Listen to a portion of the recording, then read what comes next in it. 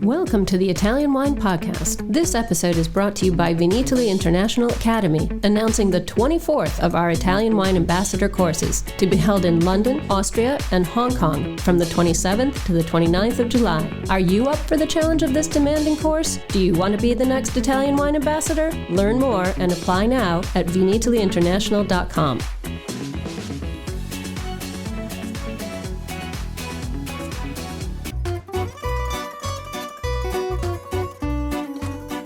Welcome to this special 5-star Wines and Wine Without Walls series on wine, food and travel with me, Marc Millon, on Italian Wine Podcast. For the next weeks, we will be focusing on a dozen trophy-winning wineries from the competitions that took place in Verona at the start of Vinitaly in early April. The winning wines are without doubt some of the very best that Italy has to offer. What I'm most interested in discovering are the stories behind the bottles, learning about the wines themselves, of course, and also about the people who make them, where they're from, what they eat, how they live. It's a fascinating journey that will take us all across Italy, and I hope you will join me.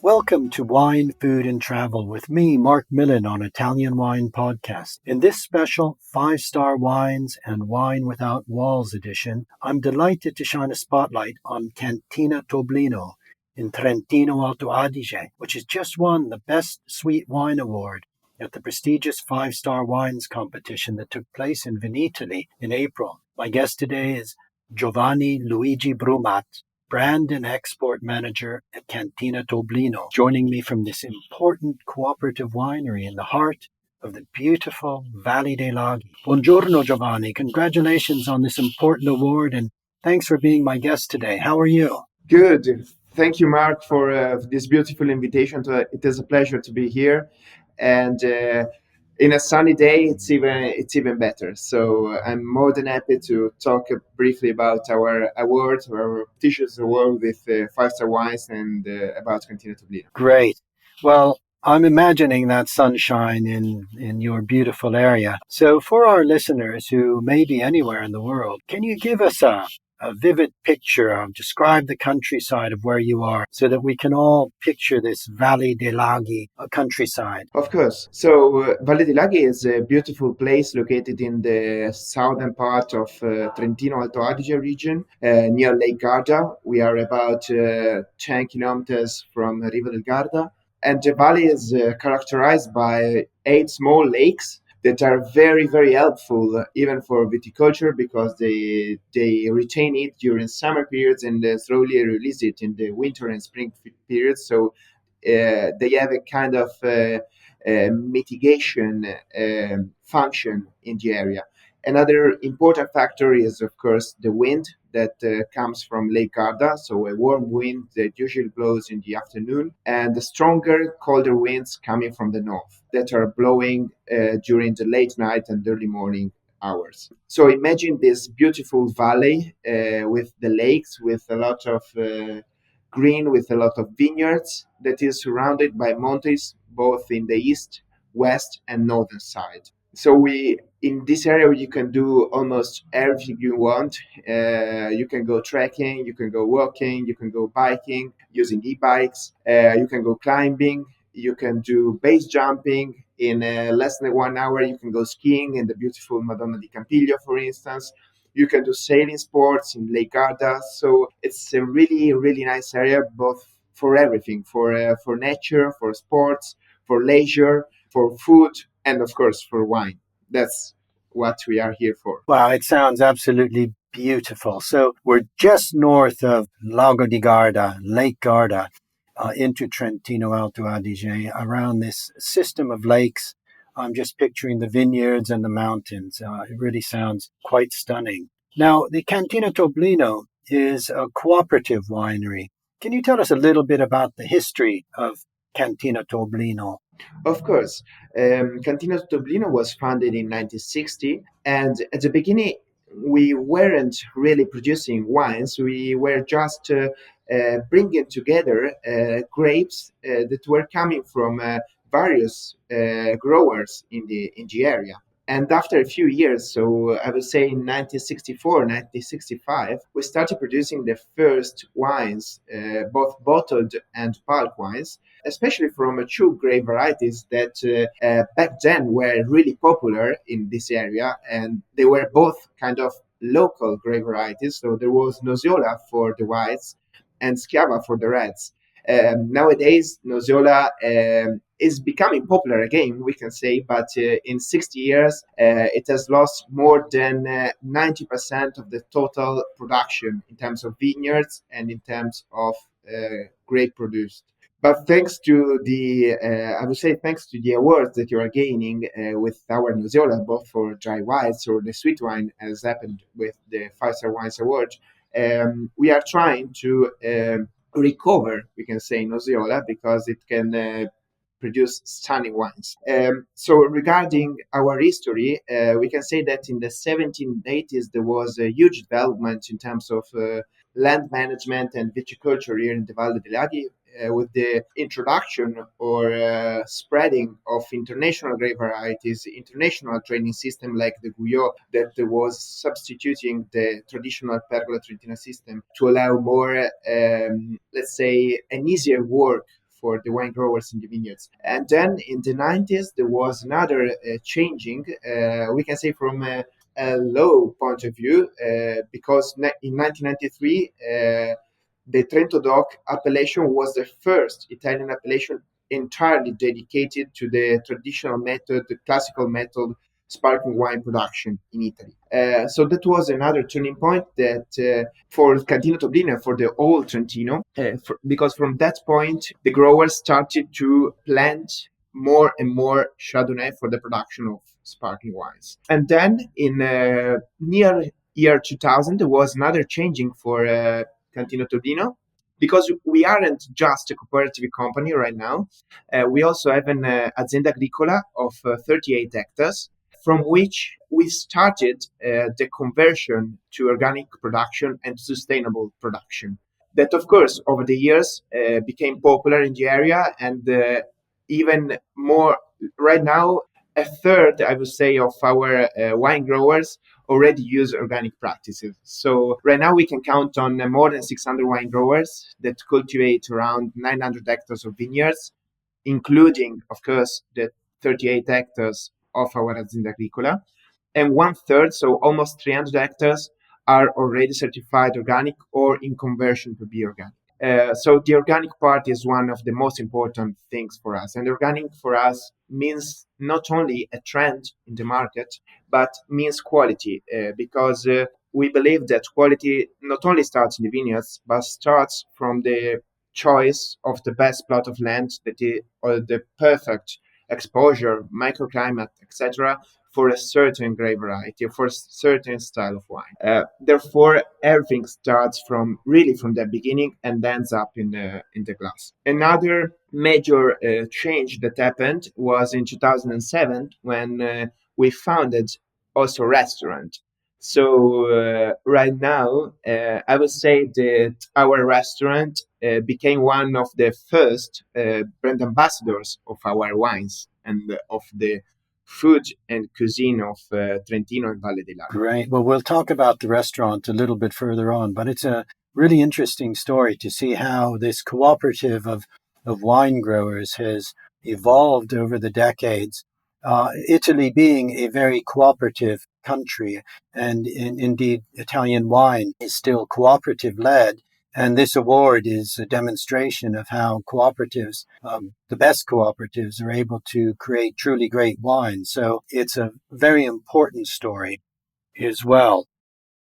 Confused. You also have the 40 hectares of the ancient bishop's property. Is that different from the Azienda Agricola? No, it is the Azienda Agricola. That's the Azienda Agricola. Yes, that's right. Because those lands, as almost all the lands in Valle de Laghi, were owned by the Prince Bishop of the Church of Trento, Okay. which was one of the most important ones in Italy after Vatican, I would say. So in the late 90s, early 2000, we rented those 38 hectares of land and we created the Azienda Agricola Toblino SRL, from which right now 5 years ago, we launched a project called Toblino Vent, that is a project of really premium and super premium wines, especially with some international and kind of local grape varieties that received prestigious awards in the first year, in the first vintage that we launched in 2020. Okay. Now, before we turn to talking about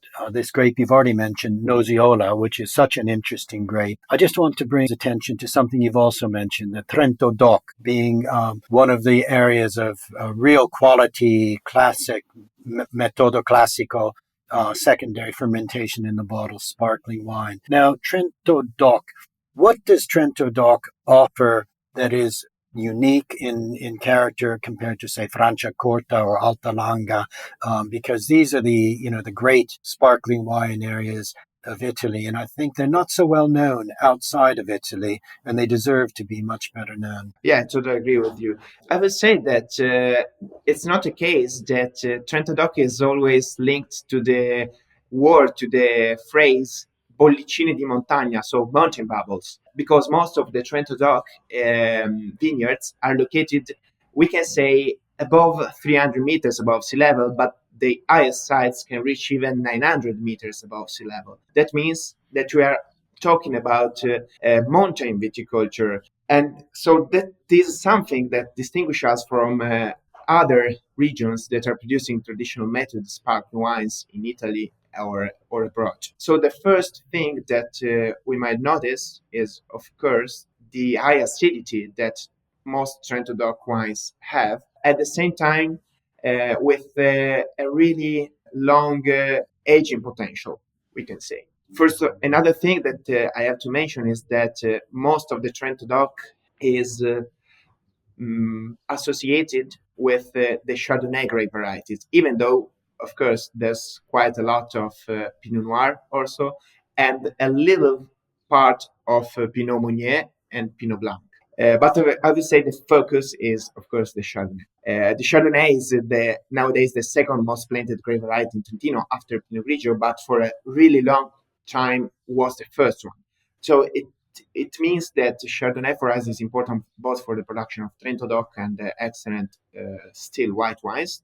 Right now, Trento DOC has quite a good production. I would say that last numbers were between 7 and 8 million bottles, out of which, of course, Ferrari is the major player, and then there are others, big players, bigger or smaller players. But the thing is that everyone is starting to do excellent Trento DOC, and every Trento DOC has its own space on the national or international market. So I would say Trento DOC is one of the leading productions right now in Trentino Alto Adige. And of course, it is associated also with like celebrations, with the sports events right now. Ferrari is like promoting or sponsoring the Formula One, for instance. So I would say Trento DOC in the now and in the near future will become even more and more successful. Are you enjoying this podcast?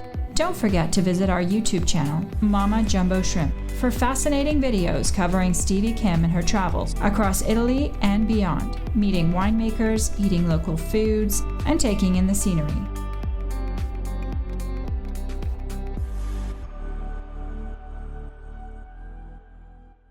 Yes, I think so. And some fabulous, fabulous wines being produced.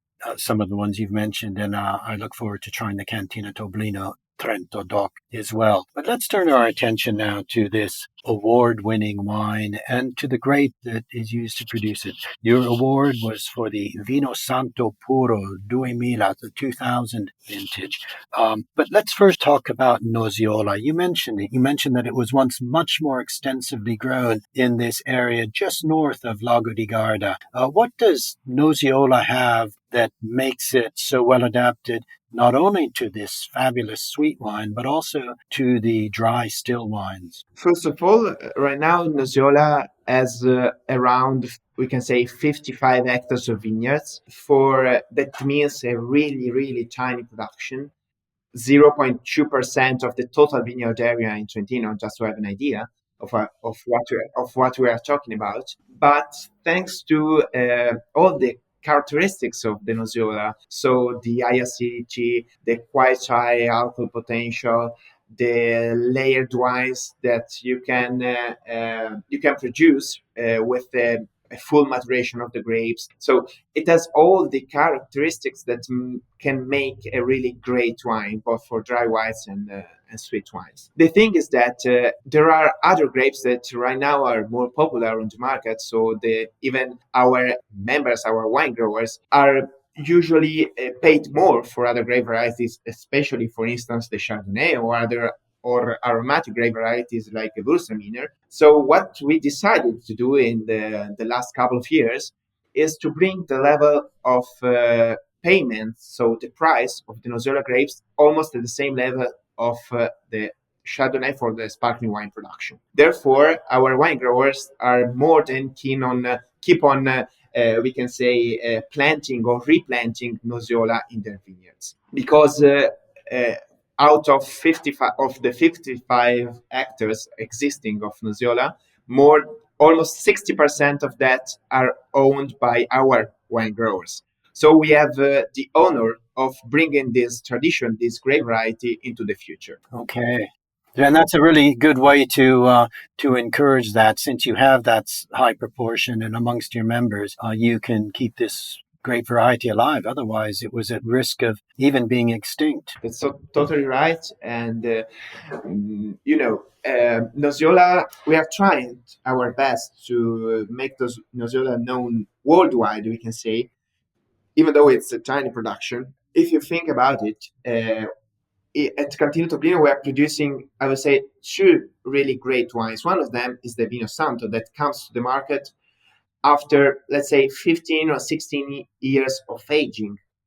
That is a sweet wine. And then we also have another wine called L'Argiller that comes to the market after seven and a half years of aging. That means that Nosiola not only has a really huge aging potential, but at the same time, it allows also, we can say, different winemaking techniques in the cellar to be put in place. In our case, we are using French oak of different size, from the barriques until the big barrels of 6,000 liters that we use for the Larginer. Another wine that we do, we also use acacia barrels. We are starting to experimenting with the amphoras. Some other producers are using concrete eggs, etc. So it's a really adaptable wine and grape variety. Well, that's really fascinating. Let's turn our attention then to the Vino Santo and indeed to how this unique wine is made. I think some listeners will be familiar with a different wine, the Vino Santo from Tuscany, but the Vino Santo from your area, from Trento, is quite unique. Can you explain to us a little bit about this lengthy aging process and the production method? Yeah, first of all, the most important difference is that Vino Santo Trentino can only be made with the Nozola grapes. So that's the main difference. And if you think about Vino Santo from Tuscany, you can do it with white and red grape varieties. If you think also about the Vino Santo Occhio di Pernice that can be made with Sangiovese, for instance. So that's the first starting point. And then the Vino Santo, have a little bit of history, was kind of mentioned at the time of the Concilium of Trento, because the bishops that were meeting together to reform the Catholic Church after the Protestant reform were served, we can say, an ancestor of the Vino Santo Trentino, because they were talking about a wine that was made with white local grape varieties and was kind of sweet. So with the kind of drying, appassimento, and the vinification in oak, etc. But the real story, the real beginning of the Vino Santo Trentino was in the early 20th century, so in 1920, 1930, when some producers in the area, like Rebo Rigotti or the family Salvetta, Pisoni, etc., were starting to make their first Vino Santo, even though the appellation came later on. The thing is that the Vino Santo wasn't that popular back in time, especially in the second half of the 20th century. So some producers stopped to make it and started again in the 90s or early 2000s. But Cantina Toblino, since its first vintage in 1965, never stopped making Vino Santo. So we can say that this year, with the 2005 vintage that came to the market 1 month ago, we reached the 50th vintage of Vino Santo at Cantina. Well, that's amazing. Yeah. So the production starts of course, with the ancient or very old vineyards of Nosiola that can be between 30, 35 years old, that have really low production, really low yields, that concentrate the grapes. We harvest at the end of September, early October, with different picking days, we can say, because we want to reach the full maturation in all the grapes when the grapes turn almost gold in color.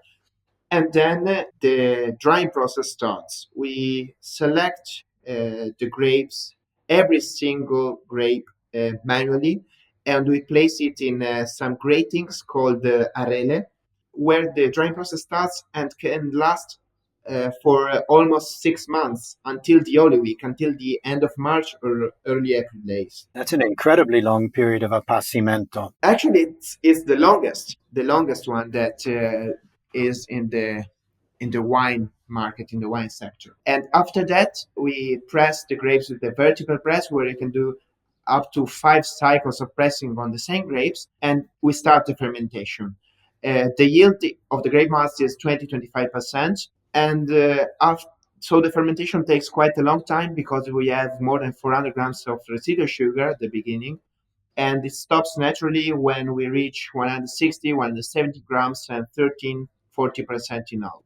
This process of fermentation can last up to 2.5 years. After that, we keep the wine for additional 12 years in the small oak barrels that can be even 60 years old, those barrels, and then 1.5 year in the bottle. In the end, we end up with a final yield of 10-12% due to the evaporation that happens in the barrels over those 14 or 15 years. So it's a unique wine. It's a very precious wine, very particular, but at the same time, not tiring, because we are pairing the residual sugar with the alcohol level, with the structure, with the complexity, but first of all, with the acidity. That acidity, yeah. Letting it age and evolve for this lengthy period. It's a fascinating wine, and I love that link back to the Council of Trent, this incredibly important moment in European history when, as you say, it was at the time of the Reformation and very important events happening throughout Europe. I know that Cantina Toblino produces an extensive range of white wines, red wines, a wonderful rosato from Laghi. Sadly, we don't have time to discuss more of the wines, but I will hope our listeners will look out for the Cantina Toblino name. I'd like to briefly turn our attention to the Osteria Toblino, and just if you could talk us through some of the classic dishes of Trento that pair well with the wines from the Cantina Toblino, sort of foods that people can come to the Osteria to enjoy. And this is what I love about in tasting wines, is enjoying them, discovering them with the foods that go so well with them. Yeah, Osteria Toblino changed, I would say, in the 2018 with the arrival of the chef Sebastian Sartorelli, a young chef that had many experience in like Michelin star restaurants, and also in various fields of the food world, we can say, of the restaurant world. So he uses mainly local raw materials. So first of all, lake fish, river fish, mushrooms, vegetables, cheese from Trentino. So everything that is local. And one of the most important elements is also the oil. Oil that is grown in this area is called Casaliva cultivar, that brings this very, very nice oil. It's quite characteristic of the area because it's the highest, northernmost olive cultivar cultivated, in the world. Oh, I didn't know that there was olive oil in Trentino Alto Adige. There is. So I would say that the cuisine at Osteria Toblino brings together raw materials from the area, the traditions, at the same time with the gourmet touch. So presenting it in a very fancy, very trendy way. And of course, as I mentioned before, it's the first brand ambassador of Cantina Toblino and the local grape varieties grown in Trentino. Therefore, we pair all of our raw materials, all the fish, the cheese, the vegetables, the mushrooms, etc., with excellent wines from the area. It sounds absolutely delicious. Just give me one example of a primo with a pairing, wine pairing, and a secondo and maybe a dolce, just to entice our listeners to come and visit you and enjoy this fabulous experience. Yes, I would say the first thing that can be paired with our Largiller Nosiola can be a risotto with mushrooms, with different types of mushrooms. So very easygoing dish, very typical, but it's almost the perfect pairing with our Largiller that is very elegant, quite acidic, structured, complex, very long finish, etc. And another pairing that I would suggest with our Vino Santo, for instance, is another traditional dish called torta di fregolotti, which is a kind of cake made with almonds, nuts, etc. So a very dry cake that is similar, we can say, to sbrisolona, if some of the listeners know. That is a perfect pairing with our Vino Santo. Well, they both sound absolutely wonderful. And you've been a great ambassador for both Cantina Toblino, but also for this beautiful area, the Valle dei Laghi. And I hope our listeners will be inspired to come and visit you and to discover your wines and also the beautiful area. Thank you very much for being my guest today. It's been a real pleasure meeting and talking with you. And I hope that I can come up to the Valle dei Laghi soon and actually meet you in person. Grazie, Giovanni. Thank you very much, Mark, for the invitation. I will host you as soon as possible when you're coming to Italy and to Trentino. Thank you very much, and I hope to see you soon. A presto. Thanks for listening to this episode of Italian Wine Podcast, brought to you by Vinitaly Academy, home of the gold standard of Italian wine education. Do you want to be the next ambassador? Apply online at vinitalyinternational.com for courses in London, Austria, and Hong Kong, the 27th to the 29th of July. Remember to subscribe and like Italian Wine Podcast and catch us on SoundCloud, Spotify, and wherever you get your pods. You can also find our entire back catalog of episodes at ItalianWinePodcast.com.